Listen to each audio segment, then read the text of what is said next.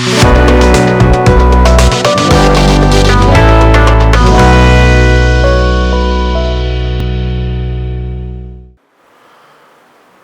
Business நேயர்களுக்கு எண்ணியல் நிபுணர் சதீஷ் ராவின் வணக்கங்கள்.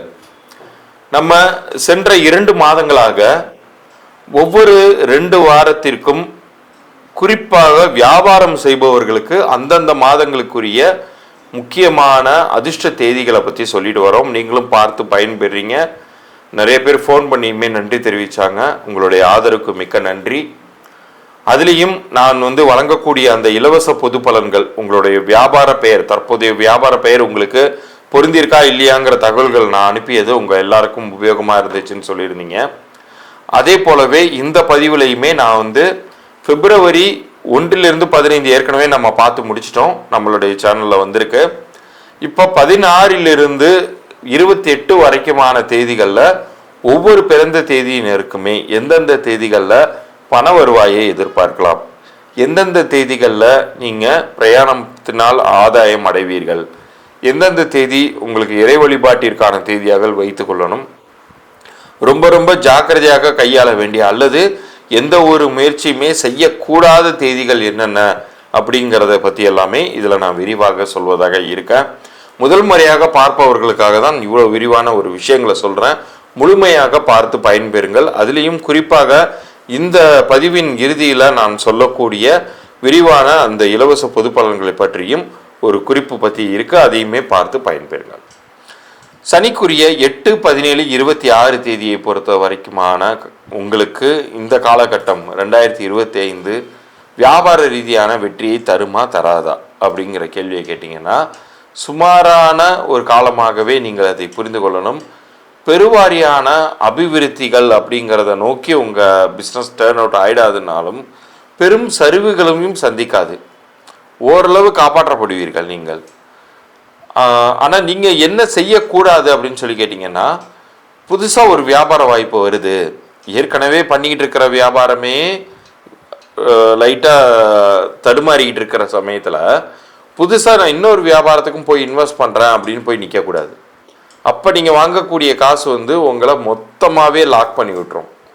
ஸோ தயவு செய்து அதை தவிர்த்துக்கோங்க. உங்களுக்கான அதிர்ஷ்ட தேதிகளில் ஒரு விஷயத்தை முன்னெடுங்க, அது உங்களுக்கு கை கொடுக்கும்.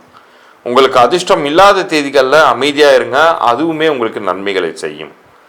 நீங்கள் செய்ய வேண்டிய ஒரே ஒரு விஷயம் என்னென்னா, நடந்து கொண்டிருக்கக்கூடிய அந்த வியாபாரத்தை அப்படியே மெயின்டைன் பண்ணிக்கிட்டே வரணும். இந்த வாரத்தை பொறுத்த வரைக்கும், இந்த அடுத்த 2 வாரங்களை பொறுத்த வரைக்கும் 16ஆம் தேதி அப்படிங்கிறது உகந்த நாள் கிடையாது. அந்த தேதியை நீங்கள் அறவே தவிர்த்துக்கோங்க. அதே போல் 17ஆம் தேதி உங்களுக்கு ஏதேனும் பணம் சேர வேண்டியது இருந்துச்சுன்னா அதற்கான ஃபாலோஅப்பை வச்சுக்கோங்க. அது உங்களுக்கு என்றைக்கு கைக்கு கிடைக்குன்னா 19ஆம் தேதியோ 23ஆம் தேதியோ கைக்கு கிடைக்கும். பட் அதற்கான முயற்சியை நீங்கள் முன்னெடுக்க வேண்டியது 17ஆம் தேதி முன்னெடுங்க. அது உங்களுக்கு மெட்டீரியலைஸ் ஆகிற தேதி தான் 23ஆம் தேதியோ 19ஆம் தேதியோ நடக்கும். 19ஆம் தேதி புதிதாக ஒரு விஷயம் நீங்கள் முடிவெடுக்கிறீங்க, வியாபாரம் சார்ந்த முடிவெடுக்கிறீங்க, ஒரு பேங்க் அக்கௌண்ட்டே மாற்றணும்னு நினைக்கிறீங்கன்னா இந்த தேதியில் முடிவெடுங்க. அது உங்களுக்கு பாசிட்டிவ் ரிசல்ட்ஸை நோக்கி உங்களை அழைச்சிட்டு போகும். உங்களுக்கான பெஸ்ட்டான தேதி இந்த மாதத்தை பொறுத்த வரைக்கும், மாதத்தின் பிற்பகுதியை பொறுத்த வரைக்கும் 24ஆம் தேதிங்கிறது ரொம்ப அற்புதமாக இருக்குங்க. அதே போல் 23ஆம் தேதியுமே நல்ல தேதி தான். பிரயாணங்களால் அனுகூலங்களை பெறக்கூடிய ஒரு தேதியாக 27ஆம் தேதியை நீங்கள் தேர்ந்தெடுத்து கொள்ளலாம். நீங்கள் அதே போல் தெய்வ வழிபாட்டிற்கான ஒரு நல்ல தேதியாகவும் நீங்கள் அதை தேர்ந்தெடுத்து கொள்ளலாம். 26ஆம் தேதி அப்படிங்கிறதுமே இறை வழிபாட்டிற்கான மிக அற்புதமான நாள். புதிதாக கணக்கு தொடங்குவதற்கான ஒரு நல்ல நாளாக நீங்கள் அமைத்து கொள்ளலாம். 28ஆம் தேதி அப்படிங்கிறதையுமே நீங்கள் தேர்ந்தெடுக்கலாம். ஆனால் அந்த தேதியில் கொடுக்கல் வாங்கல்கள் அப்படிங்கிறது மட்டும் இருக்கக்கூடாது. ஒரு இடத்துக்கு ட்ராவல் பண்ணி போய் ஒரு இன்வெஸ்டர் சந்திப்பது போன்ற விஷயங்களை நீங்கள் மேற்கொள்ளலாம். பட் நீங்களாக போய் ஒரு பொருட்களை வாங்குவதோ, வியாபாரம் சார்ந்த பொருட்களை வாங்குவதோ அல்லது இன்வெஸ்ட் செய்வதையோ அவசியம் தவிர்த்து கொள்ள வேண்டிய ஒரு நாளாக அதை பார்த்துக்கோங்க. உங்களுக்கான இந்த வியாபார ரீதியான வெற்றி கிடைப்பதற்கான இன்னொரு பெரும் முயற்சியாக நீங்கள் செய்ய வேண்டியது சித்தர்கள் வழிபாடு. அமாவாசை பௌர்ணமி தினங்களை தேர்ந்தெடுத்து எங்கே ஜீவசமாதிகள் இருந்தாலும் அங்கு சிரமம் பார்க்காமல் பிரயாணப்பட்டு போய் உங்களுடைய வியாபார வெற்றிக்காக ப்ரே பண்ணிட்டு வாங்க. அது நிச்சயம் உங்களுக்கு பெரிய ஒரு ரிலீஃபை கொடுக்கும், வெற்றியை தரும், நிச்சயம் உயர்வை கண்டிப்பாக கொடுக்கும். இப்போ இவ்வளோ நேரம் நான் சொல்லியிருந்த அந்த குறிப்பிட்ட தேதிகளுக்கு நீங்கள் இம்பார்ட்டன்ஸ் கொடுத்து அந்தந்த தேதிகளில் உங்களுக்கான முயற்சிகளை வைத்து கொள்ளுங்கள். அது நிச்சயம் உங்களுக்கு கை கொடுக்கும், பண வரவுகளை கொடுக்கும், வியாபார வளர்ச்சியை கொடுக்கும். அதிர்ஷ்டம் இல்லாத நாட்கள்ங்கிறதையும் நான் குறிப்பிட்டு சொல்லியிருக்கேன். அந்த நாட்களில் பெருவாரியான எந்த முயற்சியும் வைத்து கொள்ளக்கூடாது, முக்கிய முடிவுகளை எடுக்கக்கூடாது. அதன் மூலமாகவும் நீங்கள் உங்களை காப்பாற்றி கொள்ளலாம். நான் ஏற்கனவே சொல்லியிருந்தது மாதிரி இப்போ சில பேர் பிஸ்னஸ் ஆரம்பித்து ஒரு 2 மாதங்களுக்குள்ளாரையே மூடு விழா அளவுக்கு போயிடும். அது இதுக்கு மேலே உடனே பண்ண முடியாதுங்கிற நிலைமைக்கெல்லாம் போயிடும். ஏன் அப்படி நிகழுது அப்படிங்கிறது தெரியாது. சில பேர் ஆரம்பித்து நல்லா போயிட்டு இருந்துச்சு சார், என்ன ஆச்சுன்னு தெரில, பட்டுன்னு அப்படியே மொத்தமாக சரியுது அப்படிம்பாங்க.